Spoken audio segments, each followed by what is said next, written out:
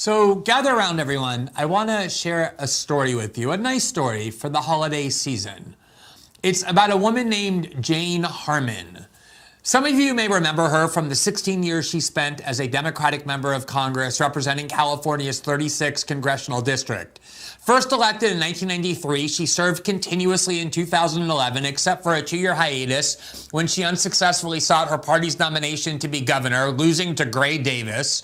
In 2011, she finally resigned her seat, in part due to anger that Nancy Pelosi refused to appoint her as chair of the House Intelligence Committee. Harman and her political trajectory bear remarkable resemblance to her fellow California Democrat Dianne Feinstein, who also unsuccessfully ran for governor of that state. They're almost identical. Like Feinstein, Harman was one of the wealthiest people in Congress by virtue of having married a mogul. She was basically an establishment liberal on economic and cultural debates, but like Feinstein, she was one of the most steadfast, loyal, and aggressive defenders of the U.S. security state, defending every secret program and secret power of the FBI, the CIA, the NSA, and Homeland Security. Despite being a Democrat, Harman, like Feinstein, was one of the most important allies of the Bush-Cheney administration in its so-called war on terror, including all sorts of programs that clearly ran roughshod over the civil liberties and privacy rights of American citizens. Using her position as the ranking member on the House Intelligence Committee, and thus one of the so-called Gang of Eight, which receives the most sensitive classified briefings, Jane Harman was one of the most reliable and steadfast defenders of everything the CIA, FBI, and NSA did. In late 2005, just weeks after I began writing about politics, which I did in order to shine a light on what I regarded as the civil liberties assaults being carried out in the name of the war on terror, the New York Times published a blockbuster story. The gist of it was that President Bush, in the months after the 9/11 attack, had authorized the National Security Agency to spy on the international telephone calls of anyone, including American citizens, without the warrants required by law, namely those required by a 1978 law called the FISA Law, that governs how the U.S. government is and is not permitted to spy on our communications. The first paragraph of that Times story read, quote, "Months after the September 11th attack, President Bush secretly authorized the NSA to eavesdrop on Americans and others inside the United States to search for evidence of terrorist activity without the court-approved warrants ordinarily required for domestic spying."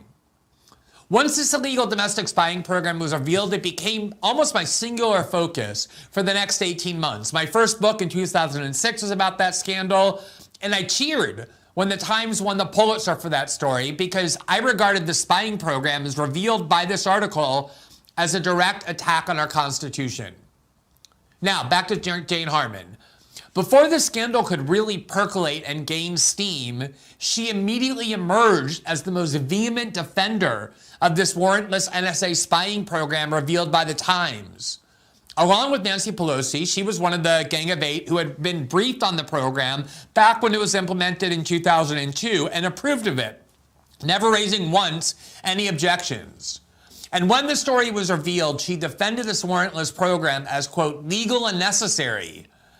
And rather than calling for the criminal investigations into those who were doing the illegal spying on Americans, as many civil libertarians were doing, Jane Harman was demanding that the New York Times be forced to reveal its source or sources who told them about this program, and suggested that both the source and even the Times should be prosecuted and imprisoned if they refused to do so.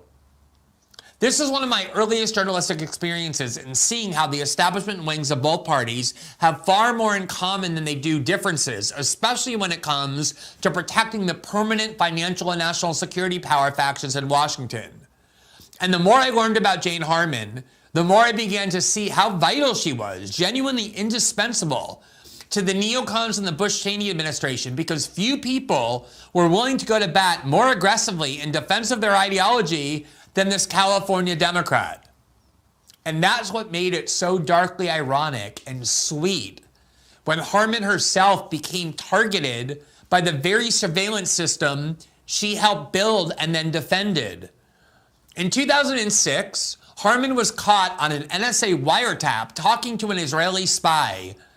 That spy was trying to convince Harman to intervene in a Justice Department criminal investigation aimed at two officials of the American-Israeli Political Action Committee, AIPAC. Those two AIPAC officials had been accused, in the words of The Guardian, of providing defense secrets to the chief political officer at the Israeli embassy in Washington about U.S. policy toward Iran and al-Qaeda. In other words, they were spying on the United States for Israel. The espionage prosecution of those AIPAC officials was started by the Bush DOJ, but ultimately dropped by the Obama Justice Department. Now, obviously, it would have been illegal for Jane Harman to promise to intervene in a DOJ criminal investigation and pressure them to drop those charges, especially if her promise to do so involved receiving favors in return. But that's exactly what happened. On these NSA wiretaps, the transcripts of which had been given to the New York Times, the Israeli spy promised her that if she helped these AIPAC officials with their serious criminal problems, then he would help her achieve her sole political ambition, to convince Nancy Pelosi to crown her as chair of the House Intelligence Committee once Democrats, as expected, won control of the House in the 2006 midterm elections. The story of Harman's being spied on by the NSA was first broken by the national security reporter Jeff Stein of the Congressional Quarterly. In doing so, he wrote, quote, Congresswoman Jane Harman, the California Democrat with a longtime involvement in intelligence issues, was overheard on an NSA wiretap telling a suspected Israeli agent that she would lobby the Justice Department to reduce espionage-related charges against two officials of AIPAC, the most powerful pro-Israeli organization in Washington. Harman was recorded saying she would, quote, waddle into the AIPAC case, quote, if you think it'll make a difference, according to two former senior national security officials familiar with the NSA transcript. In exchange for Harman's help, the sources said, the suspected Israeli agent pledged to help lobby Nancy Pelosi, then House Minority Leader, to appoint Harman as chair of the Intelligence Committee after the 2006 elections, which the Democrats were heavily favored to win. Seemingly wary of what she had just agreed to, Harman hung up after saying, this conversation doesn't exist. Now, the Bush DOJ knew about this quid pro quo Harman had promised, but for some odd reason, while they were prosecuting these two AIPAC officials, they never even opened a criminal investigation into Harman.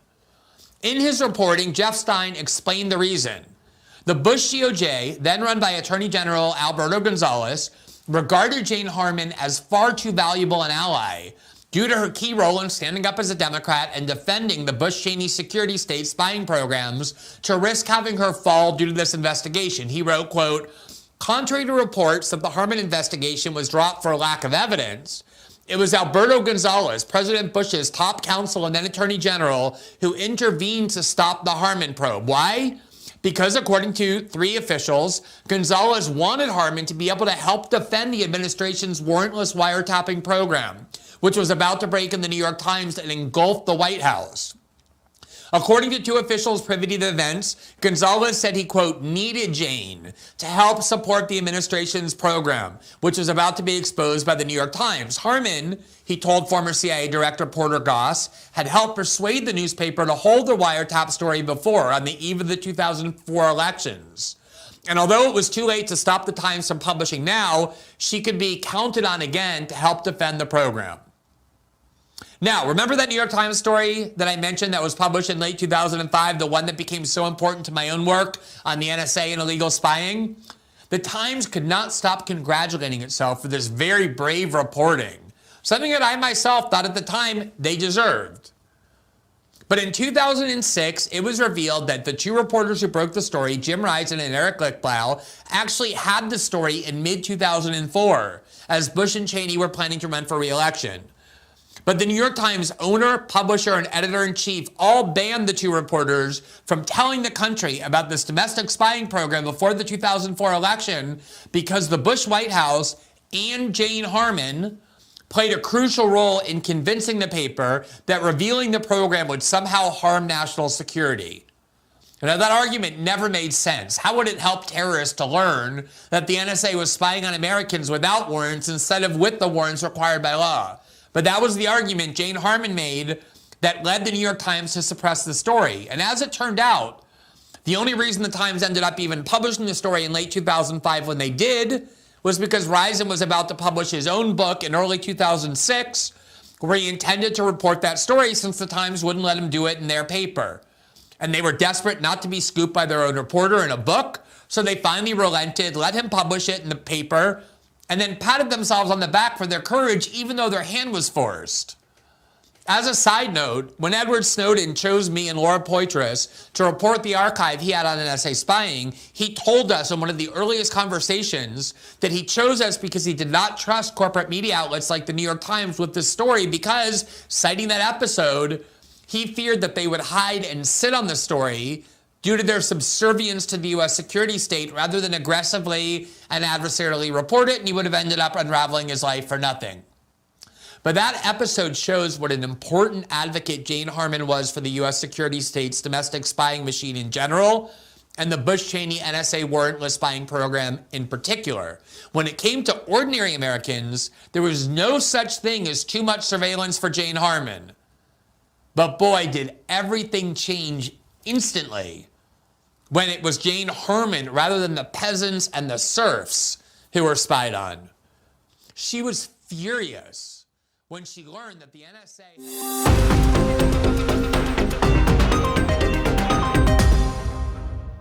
Thanks for watching this clip from System Update. Catch our full shows for free, live weekdays at 7 p.m. Eastern on Rumble, and join our locals community at greenwald.locals.com for all of my written journalism, exclusive after-show Q&As, and more.